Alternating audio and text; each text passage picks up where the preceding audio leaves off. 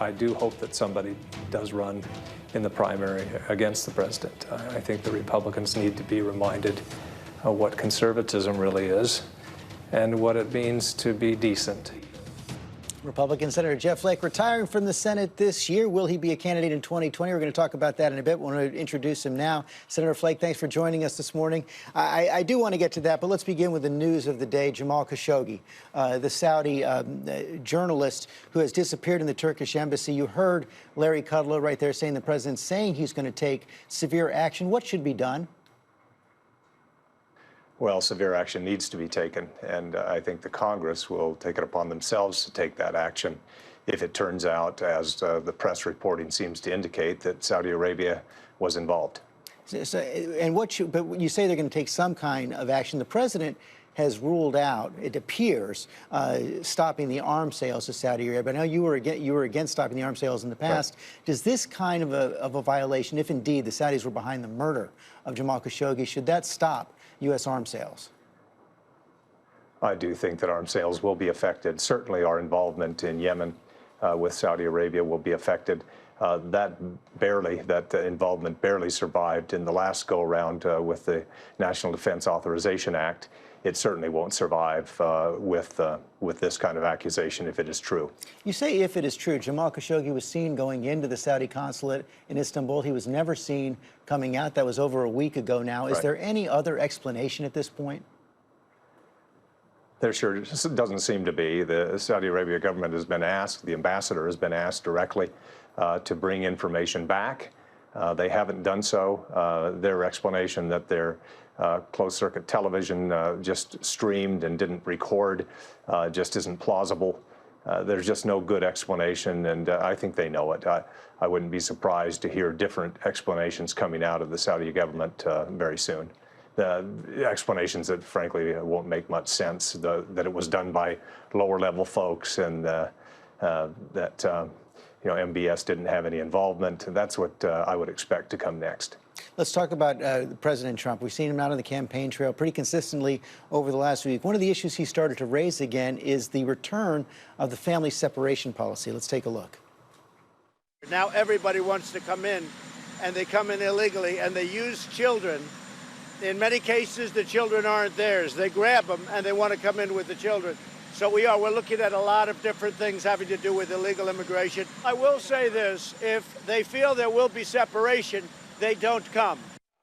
So the president's talking about bringing that policy back in some form. It comes as we have this new poll out this morning showing Democrats now have a huge edge on immigration over Republicans. Is the president making a mistake here?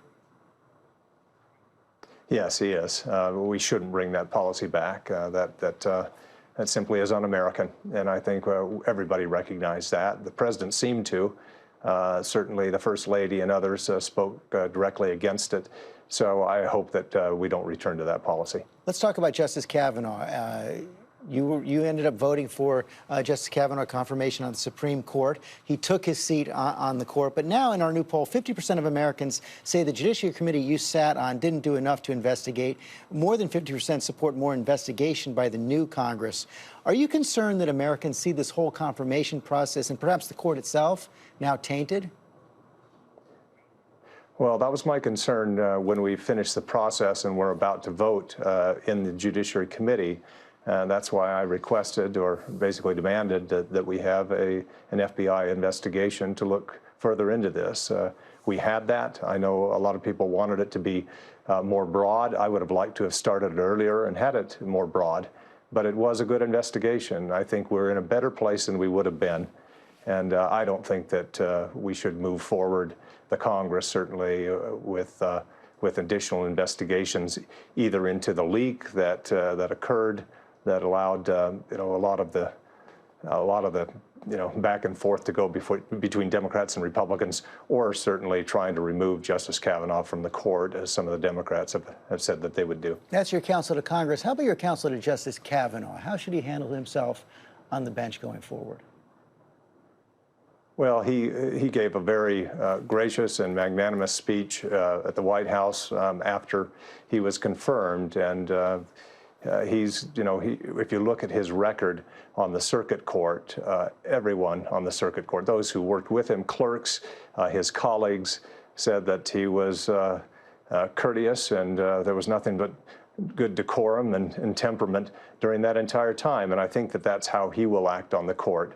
So I think we can move on. It was an awful process, frankly, for all of us. Nobody wants to go through something like this again.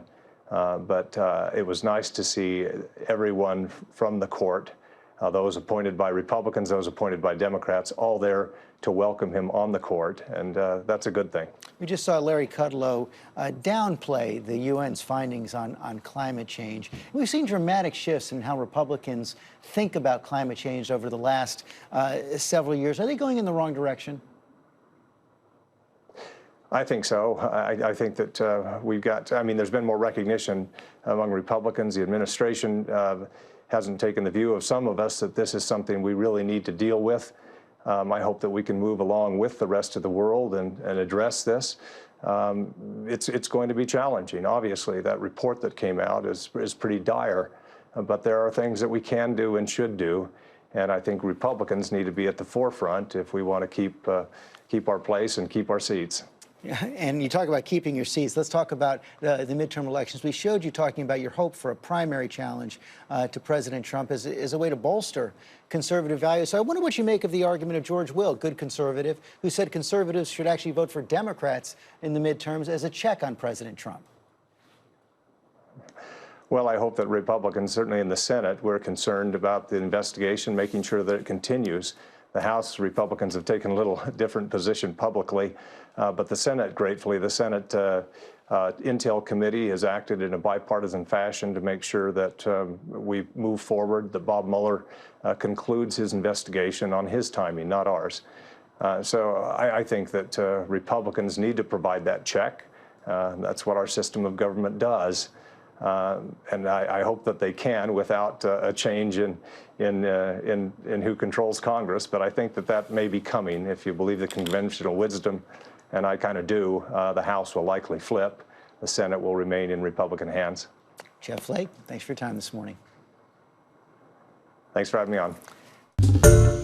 Hi, everyone. George Stephanopoulos here. Thanks for checking out the ABC News YouTube channel. If you'd like to get more videos, show highlights, and watch live event coverage, click on the right over here to subscribe to our channel. And don't forget to download the ABC News app for breaking news alerts. Thanks for watching.